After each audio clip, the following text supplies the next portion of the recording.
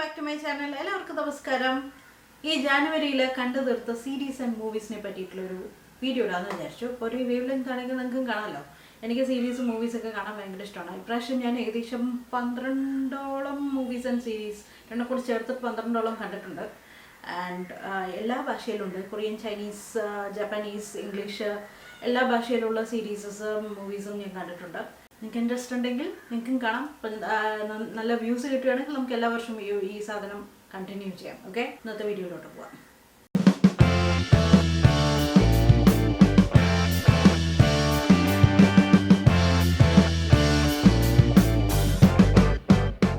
ഇന്നലെ രാത്രി 11:15 ആയപ്പോഴാണ്, ശുഭമുഹൂർത്തത്തിലാണ് എനിക്ക് ഈ ഒരു ഐഡിയ വന്നത്. ആക്ച്വലി ഞാൻ 2025 തുടങ്ങുമ്പോൾ പ്ലാനർ സെറ്റ് ചെയ്യുമ്പോൾ തന്നെ ഞാൻ മനസ്സിൽ വിചാരിച്ചിട്ടുണ്ടായിരുന്നു 2 പേജ് ഡെഡിക്കേറ്റ് ചെയ്തിട്ട് ഞാൻ കാണുന്ന ഈ വർഷം കാണുന്ന മൂവീസ് ആൻഡ് സീരീസിലേക്ക് മാറ്റി വെക്കണം എന്നുള്ളത്. ആൻഡ് അപ്പോൾ ജാനുവരി കഴിഞ്ഞപ്പോൾ ഞാൻ ജാനുവരിയിൽ കണ്ട സീരീസ് ആൻഡ് മൂവീസ് ഓരോ ദിവസം എഴുതിക്കൊണ്ടിരിക്കേണ്ടായിരുന്നു. അപ്പം ഇന്നലെ എഴുതി അവസാനിപ്പിച്ചിട്ടപ്പോഴാണ് പ്ലാനർ എഴുതി കഴിഞ്ഞപ്പോഴാണ് വൈ നോട്ട് ഞാനൊരു വീഡിയോ ഇട്ടുകൂടാന്ന് അപ്പോഴാണ് എനിക്ക് തോന്നിയത്. അപ്പം തന്നെ ഞാൻ വീഡിയോ ഒക്കെ ഓൺ ചെയ്തിട്ട് ഇരുന്നെങ്കിലും ഞാൻ ഒന്നാമത് സ്കിൻ കെയർ ചെയ്തിരിക്കുകയായിരുന്നു. ആൻഡ് രാത്രി 11:30 കഴിഞ്ഞില്ലേ, ഇനിയിപ്പോൾ അത്ര കഷ്ടപ്പെട്ട് ഷൂട്ട് ചെയ്യണമെന്ന് വിചാരിച്ചിട്ട് ഇന്ന് രാവിലേക്ക് ആക്കിയതാണ്. അല്ലെങ്കിൽ ഇന്നലെ രാത്രി തന്നെ ഷൂട്ട് ചെയ്തിട്ട് ഇട്ടിട്ടുണ്ടാവും. റൈറ്റ്, അപ്പോൾ നമുക്ക് ഓരോന്നോരോന്ന് തുടങ്ങാം. ഞാൻ ആദ്യം സ്റ്റാർട്ട് ചെയ്ത ഓർഡറിലല്ല, പക്ഷെ എന്നാലും എനിക്കറിയാം ജാനുവരി ഞാൻ സ്റ്റാർട്ട് ചെയ്തത് നെറ്റ്ഫ്ലിക്സിൽ ഭൂൽഭുലൈ കണ്ടിട്ടാണ്. ഭൂൽഭുലയ്യ ഈവൻ ദോ എനിക്ക് ആക്ടേഴ്സിനെയും ആക്ട്രസസിനെയും ഒക്കെ ഇഷ്ടമാണെങ്കിലും, കാർത്തിക് ആര്യനെ ഇഷ്ടമാണ്, മാധുരി ദീക്ഷിതിനെ ഇഷ്ടമാണ്, വിദ്യ ബാലനെ ഇഷ്ടമാണ്, അങ്ങനെയാണെങ്കിലും അവരുടെ അഭിനയം അതിൽ പടത്തിൽ നന്നായിരുന്നെങ്കിലും എനിക്ക് പടം മെസ്സേജ് എനിക്ക് അത്ര ഇഷ്ടമായില്ല. ബട്ട് നിങ്ങൾക്ക് കാണണം എന്നുണ്ടെങ്കിൽ ഒരു 1 ടൈം വാച്ചിനൊക്കെ, പക്ഷെ അതർ ദാൻ ദാറ്റ് എനിക്ക് അത്ര ഇഷ്ടമായില്ല. ഓക്കെ, അപ്പോൾ അതിനെപ്പറ്റി എനിക്ക് കഥയൊന്നും ഞാൻ പറയുന്നില്ല, നിങ്ങൾ കണ്ടോളൂ, നെറ്റ്ഫ്ലിക്സിലുണ്ട്. റൈറ്റ്, അത് കഴിഞ്ഞിട്ട് ഞാൻ കണ്ടത് അതിൻ്റെ പാരലലിയോ അതിൻ്റെ കൂടെ ഞാൻ കണ്ടുകൊണ്ടിരുന്ന സീരീസാണ് ഒരു ചൈനീസ് സീരീസ്. ഒരു ബ്യൂട്ടിഫുൾ റൊമാൻറ്റിക് സീരീസ് ആയിരുന്നു, as beautiful as you. Okay, ഇതിലത്തെ നായകൻ്റെ സീരീസ് ഞാൻ ഒരുപാട് കണ്ടിട്ടുണ്ട്. ഇപ്പോഴും കണ്ടുകൊണ്ടിരിക്കുന്ന സീരീസ് ആ നായകൻ്റെ തന്നെയാണ്. നല്ലൊരു റൊമാൻറ്റിക് കോർപ്പറേറ്റ് ലൈഫ് വൈബ് തരുന്ന ഒരു സീരീസാണ്. ഇതിലത്തെ നായിക ഒരു കമ്പനിയിൽ വർക്ക് ചെയ്യുന്നു. അവിടെ കുറേ സ്ട്രഗിൾസ് വരുന്നു, ഈഗോ പ്രശ്നങ്ങൾ എല്ലാ കോർപ്പറേറ്റ് ജോബ്സിനും ഉണ്ടാവുമല്ലോ. ചിലവർക്ക് കൂടുതൽ ഫേവർ ചെയ്യുന്നു, ചിലവരെ കൂടുതൽ പണിയെടുപ്പിക്കുന്നു, വേണ്ട റെക്കഗ്നൈസേഷൻ കിട്ടില്ല, അങ്ങനെയുള്ളൊരു ജോണറിൽ പോകുന്നൊരു കഥയാണ്. ആൻഡ് ലേറ്റർ ഇതെല്ലാം അടുത്ത് അവൾ നായിക ജോലി റിസൈൻ ചെയ്ത് സ്വന്തമായിട്ടൊരു ഓൺടർപ്രണർ ആവാൻ തീരുമാനിക്കുന്നു. അപ്പോൾ അതിനൊരു ഇൻവെസ്റ്ററെ കിട്ടുന്നു. നമ്മുടെ നായകനാണ് ഇൻവെസ്റ്ററായിട്ട് വരുന്നത്. ദെൻ ലേറ്റർ അവിടുത്തെ സ്ട്രഗിൾസും കോർപ്പറേറ്റ് ലൈഫും അവരെങ്ങനെ സർവൈവ് ചെയ്യുന്നു എന്നുള്ളതും ആൻഡ് പാരലലി നല്ലൊരു റൊമാൻറ്റിക് സ്റ്റോറി പോകുന്നുണ്ട്. ഇറ്റ്സ് എ ബ്യൂട്ടിഫുൾ എനിക്ക് ഭയങ്കര ഇഷ്ടമായി. അവരുടെ ഞാനിപ്പോൾ കണ്ടുകൊണ്ടിരിക്കുന്ന കൊറിയൻ സീരീസ് ആയാലും ചൈനീസ് സീരീസ് ആയാലും എല്ലാത്തിലും അവർ ഓരോ എപ്പിസോഡും ഒരു ഫുൾ ലെങ്ത് മൂവിക്ക്, നമ്മുടെ അവിടെ ഒരു ഫുൾ ലെങ്ത് മൂവിക്ക് വർക്ക് ചെയ്യുന്ന മാതിരി വർക്ക് ചെയ്യുന്നുണ്ടോ എന്ന് എനിക്ക് തോന്നി. എല്ലാം ഇറ്റ് പെർഫെക്റ്റ് ആയിട്ടുണ്ട്. ആൻഡ് ഭയങ്കര രസമുണ്ട്, കാണാൻ നല്ല രസമുണ്ട്. ഈവൻ ദോ നമ്മൾ ഭാഷയൊന്നും മനസ്സിലായില്ലെങ്കിലും സബ് ടൈറ്റിൽ വെച്ചിട്ടാണ് കാണുന്നത്. ബട്ട് എനിക്കിപ്പോൾ കുറച്ചൊക്കെ കൊറിയൻ അറിയാം, കണ്ടിട്ട് സ്ഥിരമായിട്ട്. ചൈനീസ് മാത്രം അത്ര പിടികിട്ടിട്ടില്ലെങ്കിലും ചില വാക്കുകൾ ഇപ്പോൾ ഏകദേശം അറിയാൻ പറ്റുന്നുണ്ട്. സോ അങ്ങനെ കണ്ട് മനസ്സിലാവുക എനിക്ക് ഭയങ്കര ഇഷ്ടപ്പെട്ട ഒരു സീരീസാണ് ആസ് ബ്യൂട്ടിഫുൾ ആസ് യു. നിങ്ങൾക്ക് ഇങ്ങനത്തെ ജോണർ കഥകൾ ഇഷ്ടമാണെങ്കിൽ കണ്ടു നോക്കൂ. നല്ല റിയൽ ലൈഫ്, നടക്കാത്ത കഥയൊന്നുമല്ല, റിയൽ ലൈഫ് മീൻസ് നടക്കാൻ പറ്റുന്ന, നമുക്ക് അങ്ങനെ ഇമാജിനേഷനൊന്നും ഇല്ലാത്ത ഒരു ഇപ്പോഴത്തെ ലോകത്ത് നടക്കുന്ന ഒരു കഥ മാതിരി തന്നെയാണ് കാണിക്കുന്നത്. നടക്കില്ലയോ എന്നൊന്നും നമുക്കറിയില്ല, സീരീസ് അല്ലേ. ബട്ട് കാണാൻ നല്ല രസമുള്ളൊരു സീരീസ് ആയിരുന്നു കേട്ടോ. അടുത്തത് ഞാൻ റീസെൻ്റ്ലി കണ്ടു തീർത്ത സീരീസാണ് കിൽ മീ ലവ് മീ. സത്യം പറഞ്ഞാൽ ഈ ഒരു സീരീസ് എനിക്ക് ഒരു 80% മനസ്സേ ഉള്ളൂ. കാരണം ഒരു 10 എപ്പിസോഡ് എനിക്ക് കുറച്ച് ബോറടിച്ചു. It's a revenge series, revenge സ്റ്റോറിയാണ്. നല്ലോണം റൊമാൻറ്റിക് സൈഡും പോകുന്നുണ്ട്. Even though it's a revenge series, നമുക്ക് അറിയാം ഏത് ജോണറിൽ കൂടെയാണ് പോകുന്നത്, കഥ എങ്ങനെയാണ് പോകുന്നത് നമുക്ക് നേരത്തെ പ്രെഡിക്റ്റ് ചെയ്യാൻ പറ്റുന്നുണ്ട്. ഇതിൻ്റെ ഒരു ഔട്ട്ലൈൻ എങ്ങനെയാണ് വരുന്നത് വെച്ചാൽ, നായികയുടെ കുടുംബം മുഴുവൻ ഇതൊരു ഹിസ്റ്റോറിക്കൽ ഡ്രാമയാണ്.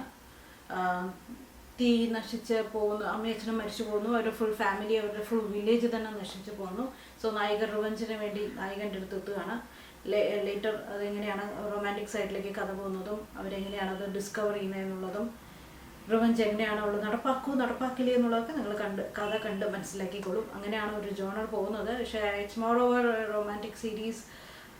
റിവഞ്ച് ഉണ്ടെങ്കിലും എനിക്ക് ഇടയിൽ എവിടേക്കോ ആവശ്യമില്ലായിരുന്നു. ഒരു ഈ ചൈനീസ് സീരീസിൻ്റെ പ്രശ്നം എന്താ വെച്ചാൽ പെട്ടെന്ന് തീരില്ല. ഓക്കെ, ഏകദേശം 10-50 എപ്പിസോഡൊക്കെ വരും. ഒരു എപ്പിസോഡ് ഏകദേശം 45 to 48 മിനിറ്റ്സ് ഒക്കെ ഉണ്ടാവും ഓരോ എപ്പിസോഡും. സോ ഭയങ്കര ഒരു 10ഓളം എപ്പിസോഡ് ഭയങ്കരമായിട്ട് ബോറടിച്ചു. ബട്ട് അതർ ദാൻ ദാറ്റ് നല്ലൊരു റിവഞ്ച് സീരീസ് കാണുന്നുണ്ടെങ്കിൽ നായികയൊക്കെ നല്ല രസമുണ്ട്, നായകൻ നല്ല രസമുണ്ട്. അവരുടെ കോസ്റ്റ്യൂംസ് നല്ല ഹിസ്റ്റോറിക്കൽ പീരിയോഡിക്കൽ ഡ്രാമയാണ് കാണിക്കുന്നത്. അതെല്ലാം നന്നായിട്ടുണ്ട്. പക്ഷേ എനിക്ക് കഥ കുറച്ച് എവിടേക്കോ ഒന്ന് വലിഞ്ഞു.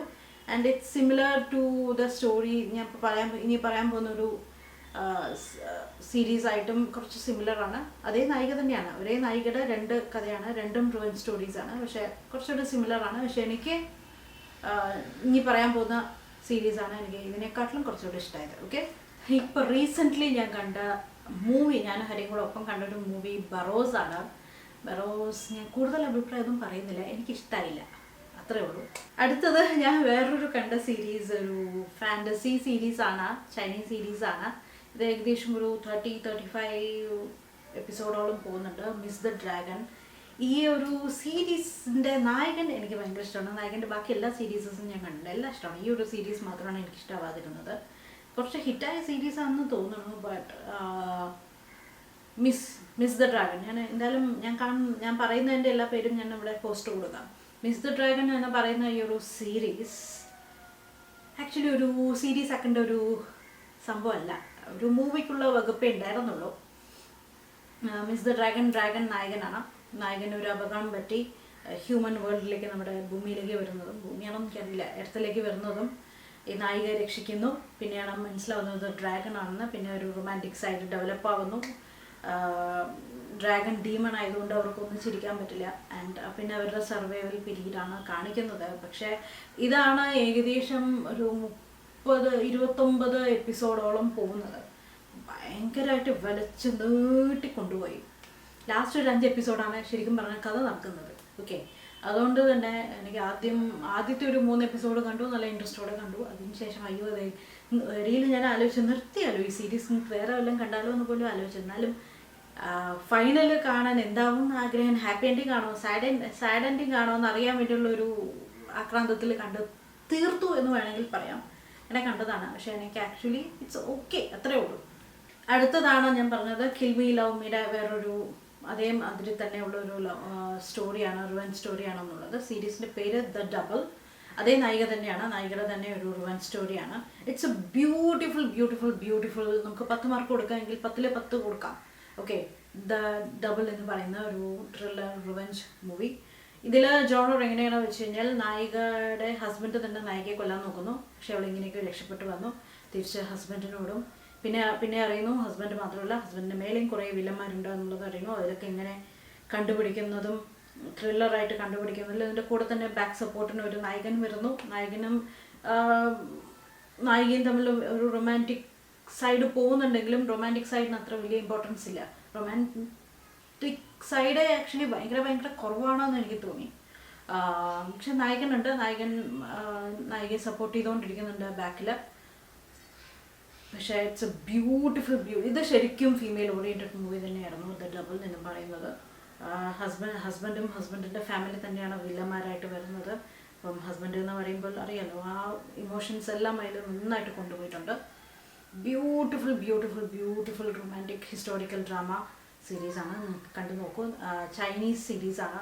ഇതും ഏകദേശം 40-45 എപ്പിസോഡ് പോയിട്ടുണ്ട്. ഈ ചൈനീസ് സീരീസ് എല്ലാം 35 to 45 എപ്പിസോഡ്സ് പോകുന്നുണ്ട് കേട്ടോ. സോ നല്ല രസമുള്ള ഇത് ഒരു എപ്പിസോഡ് പോലും എനിക്ക് ബോറടിച്ചില്ല, നല്ല നീറ്റായിട്ട് കൊണ്ടുപോയി. അടുത്തത് ഞാനും ഹരിയും കൂടെ കണ്ട ഒരു മൂവിയാണ് കേറ്റ് എന്ന് പറയുന്നത്, നെറ്റ്ഫ്ലിക്സിൽ കാണാൻ പറ്റും. ഈ ഒരു സീരീസ് എന്താണെന്ന് വെച്ച് കഴിഞ്ഞാൽ ഇതൊരു അസാസിൻ്റെ കഥയാണ്, ഒരു ഫീമെയിൽ അസാസിൻ്റെ കഥയാണ്. അപ്പോൾ അവൾ അസാസിൻ ഉള്ള ജോലി നിർത്താൻ പോകണം, അവളുടെ അവസാനത്തെ അസാസിന് പോവുകയാണ്. Later she discovered like last അസാസിനിൽ അവളെങ്ങനെ പോയ്സൺ കൺസ്യൂം ചെയ്യും. അവൾക്ക് ആകെ 24 hours ജീവിക്കാനുള്ളൂ. 24 hours അവൾ മരിക്കും എന്നുള്ളത് അവൾക്ക് തന്നെ മനസ്സിലാവും.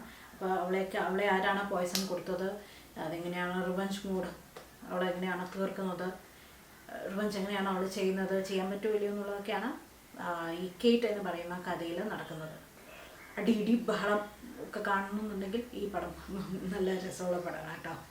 പിന്നെ കണ്ടതും വീണ്ടും നെറ്റ്ഫ്ലിക്സിൽ തന്നെ വിക്രത്തിൻ്റെ തങ്കാലൻ എന്നോട് പറയുന്ന അതുതന്നെയാണെന്ന് തോന്നുന്നു പ്രൊണൗൺസിയേഷൻ, അതാണ് കണ്ടത്.